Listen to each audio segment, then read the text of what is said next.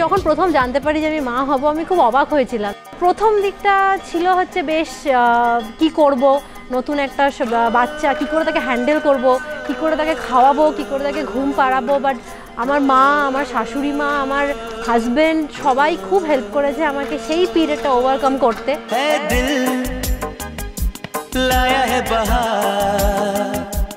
अपनों का प्यार क्या कहना,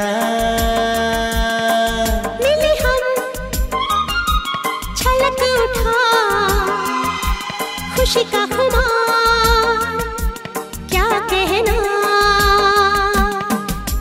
खिले खिले चेहरे से आज घर है मेरा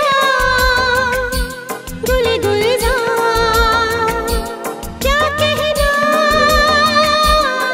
খুব লাকি যে সবাই তোমার সঙ্গে ছিল তোমার বড় হওয়ার সময়। তো take care of everyone and always be happy, be independent and try to build a successful career ahead।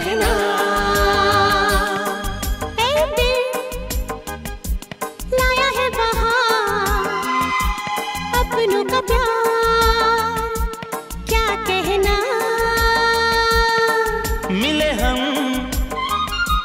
छलक उठा खुशी का खुमार क्या कहना।